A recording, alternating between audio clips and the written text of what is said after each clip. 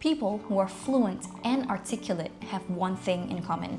And I'm not talking about people who are fluent in a second language. I'm talking about people who are fluent in their native language. And you're probably thinking, like, what are you talking about? Of course people are fluent in their native language. But in this video, I'm talking about a different kind of fluency. The kind of fluency where you have the ability to express, let's say, half-formed feelings or complex idea or an abstract concept in a way that you intended to, in a way that makes people say, that's exactly what I'm feeling, what I'm thinking, and you said it, you expressed it so clearly.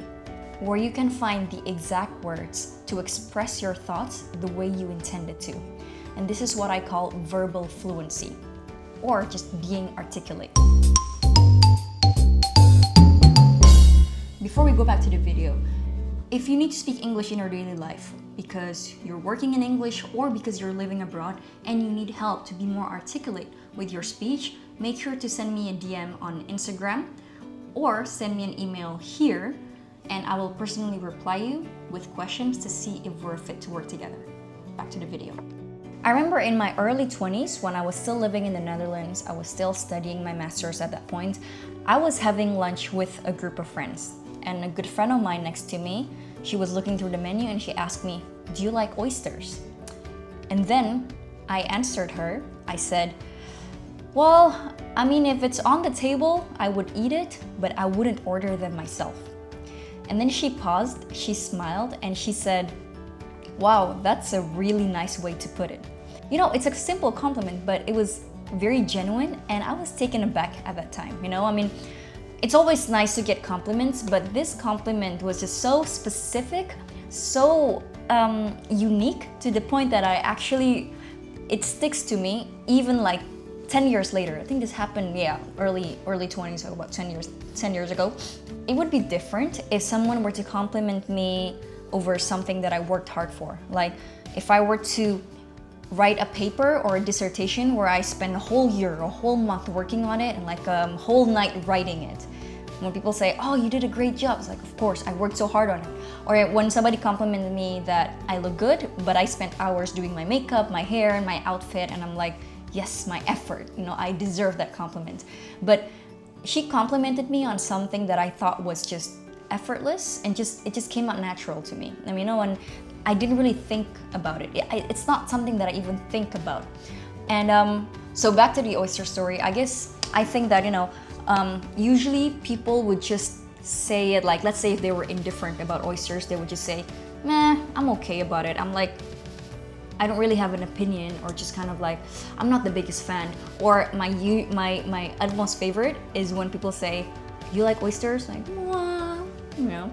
So very little word, but it's universal. Everybody understands what this means, right? But for some reason, the way I phrased it, the way I communicated to her, it just landed differently.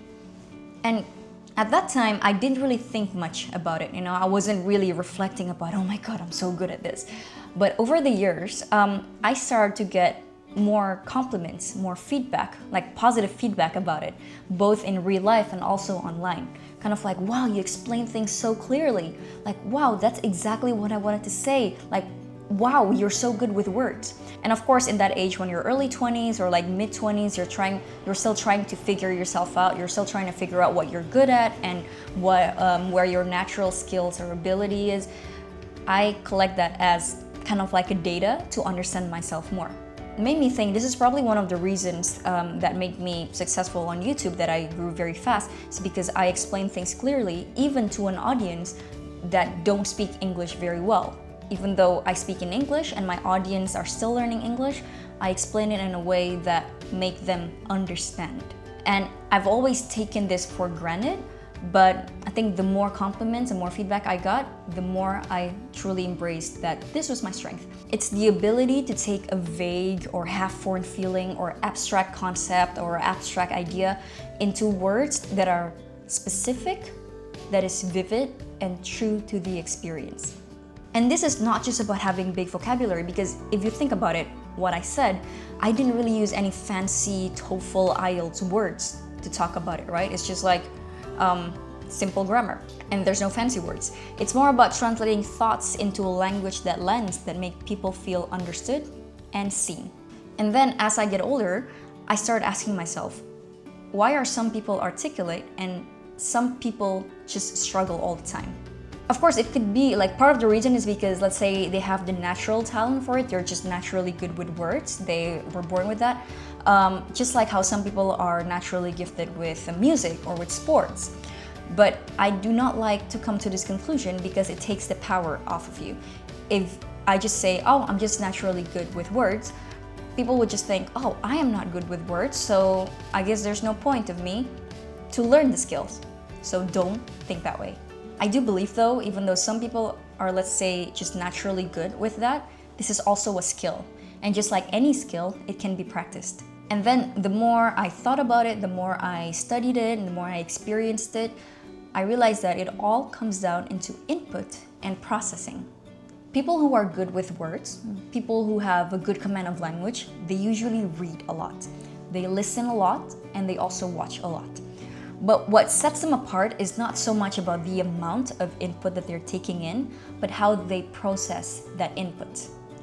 So they don't just passively watch or passively read, they actually engage with that input. So what do I mean by engaging with the input? So it means that they reflect, they pause, they try to understand and internalize the input, and they rephrase the ideas in their own mind. They rephrase it with their own words. They banter with themselves. They ask themselves, do I truly understand this? If I were to explain to someone else, how would I explain it? And then they try to, they rephrase it. And this is what transforms information, or let's say input, into understanding. And these days, you don't even have to do it alone. You can use ChatGPT to banter with it, to try to practice articulating your ideas, or even ask ChatGPT to fill in the gaps of your thoughts. And then usually, ChatGPT would fill in the blanks and come up with the words that you can't even think yourself. I also still fall into this trap of passive input, by the way. So oftentimes I would read a book, I would read either a paragraph or a chapter, and by the end of the chapter, I'd be like, what was this chapter about again? Like, what did I just read? You know, so I didn't even remember it, understand it, let alone being able to explain it in writing or even in spoken words. And this happens when I'm just like reading passively, maybe because I'm tired or I'm just not able to focus, where as I'm reading the passage, I understand it, but I can't really see the big picture. You know, as I'm reading the words, it's like, okay, yeah, I know it, but so it felt like an understanding, but I hadn't really processed it. So then, usually in this case, when I really want to take my reading seriously, I would just pause and then ask myself, okay, let's try to read it again, and then I'm going to try to explain it in words or even write stuff in the margin to make sure that I truly understand it. And in a couple of days or even later that day, I would try to explain it to some friends, or if I don't have any friends, I would just explain it to ChatGPT. So this is the kind of fluency that sharp thinkers or great communicators develop, and it starts with active processing. And this part of fluency that is always something that fascinates me the most. It's not so much about the grammar or even like learning all of these fancy vocabulary that makes me excited, but it's about like, how do I process this information so I can explain it better? So fluency is not so much about knowing all of these big words, a lot of words, and memorizing grammar rules. It's about training your brain to process these words. How do you use these words in real time? How can you train your brain to think clearly and without doing all of these mental gymnastics that's actually blocking your fluency? And this is what we do in ESA. We go beyond memorizing words or doing grammar exercises. We focus more on the processing. So we help you process it in a way that builds fluency. So we help you close the gap between what's in your mind and what comes out of your mouth, so that when you speak, it's not awkward or hesitant or just choppy or jumbled. So that is it for this video. I hope that you got something out of it. I will see you next time in another video. Until then, take care and bye-bye.